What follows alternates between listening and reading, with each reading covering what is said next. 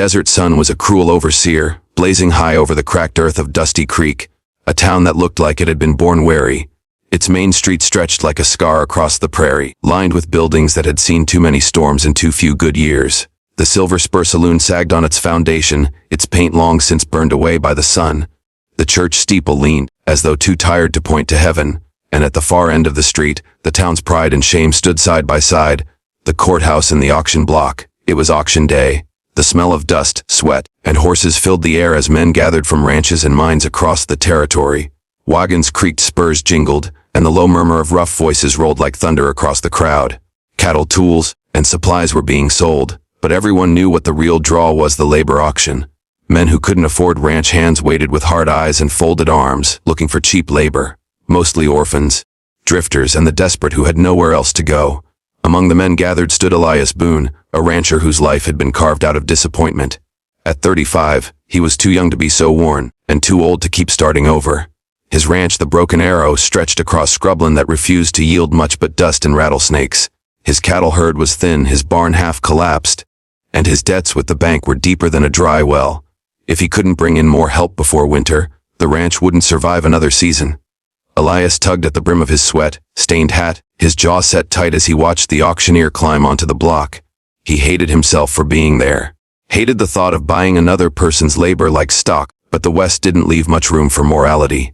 A man either bent with the wind or broke beneath it. The auctioneer, Jedediah Pike, was a vulture in human skin, thin, sharp-nosed, with a voice that carried like a whip crack. He clapped his hands, calling for attention, and the crowd shuffled closer. "All right, gentlemen, we've got good hands today, strong backs and willing workers. Remember, contracts are binding for 1 year, food and lodging provided by the buyer. Who's first up?" The first few men and women were led onto the block, faces blank, shoulders slumped. Elias barely listened as bids were shouted. $10, $12, $15. He wasn't interested in men who looked half dead from railroad work or women too frail to lift a bucket. He needed someone young, strong, and willing. Then she stepped up.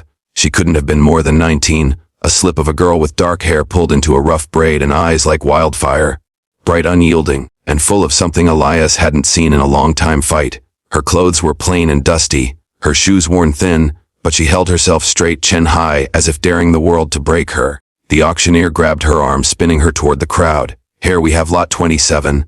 Labor girl, 19 years of age, strong as a mule, fit for house or field work. Who'll start me at $10. The crowd stirred. Someone barked, "12. Another shouted. The bids climbed quickly. Her youth made her valuable. A rancher near the front called out, 16, and the girl's jaw tightened. Elias felt something stir in his chest, something he couldn't name. He hadn't planned to bid. His pockets were thin, but those eyes, they reminded him of himself, back when he still believed a man could carve something decent out of the wilderness. 17, Elias heard himself say. Heads turned. Men sized him up, measuring his worn coat, the patches on his boots. Boone was a struggling rancher and everyone knew it. 19, shouted a miner with coal-blackened hands. 20, Elias said, his voice steady. The auctioneer grinned like a wolf. "We've got 20. Do I hear 22? The miner cursed under his breath and fell silent. A long pause followed. Then, finally, sold, to Elias Boone of the Broken Arrow Ranch. A murmur rippled through the crowd. Some laughed, others shook their heads. Everyone knew Boone was scraping bottom. Buying a labor girl seemed foolish. But Elias ignored them. He walked forward, handed over his last roll of bills, and took the girl by the arm. Up close, her fire was even clearer. She looked him dead in the eye, unflinching. "You didn't buy me," she said in a low voice meant only for him. "You bought my work. Don't forget it." Elias's lips twitched, almost a smile. "Work's all I'm asking for. The rest'll be up to you." They left Dusty Creek together before sundown. A silent stretch taut between them. Elias's wagon creaked along the dirt road, pulled by two wary horses. The girl sat stiffly beside him, arms folded across her chest, watching the horizon as though memorizing it for an escape. "What's your name?" Elias finally asked. "Clara," she said, short and sharp. "Clara," he repeated. "I'm Elias Boone." She didn't reply. The land rolled out around them in endless waves of sagebrush and sand. Distant mountains rose like broken teeth against the sky. The sun dipped lower, painting the desert in fire and shadow. Elias thought about the look in her eyes. She wasn't like the others on that block. Most had been beaten down, hollowed out. Clara still had spirit. That could be trouble. Or it could be salvation.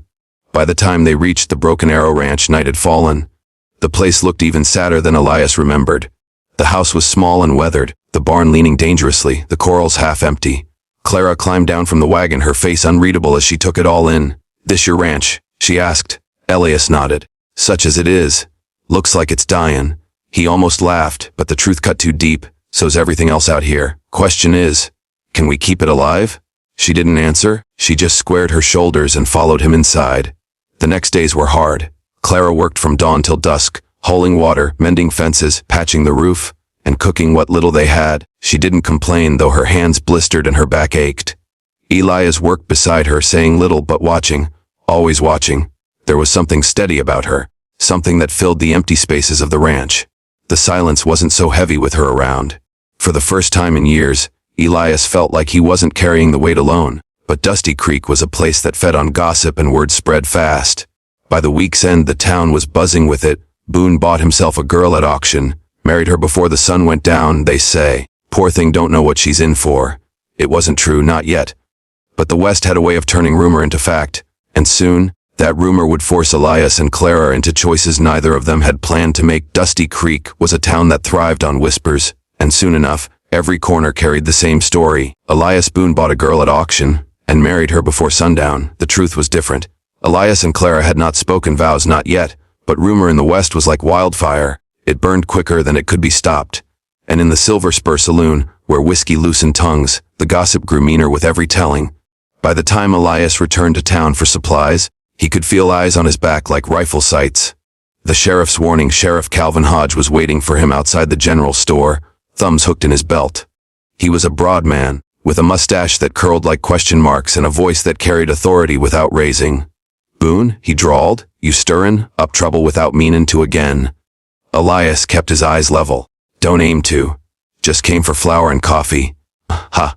Hodge leaned against the hitching post. "Funny thing, word is you married that labor girl soon as you bought her. That true?" "No." Elias's voice was flat. "Don't matter much. Folks already believe it." Elias frowned. "Why's it their concern?" "Because troublemakers will use it." The sheriff's gaze turned sharp. "We got outlaws sniffing around, claiming ranches left and right.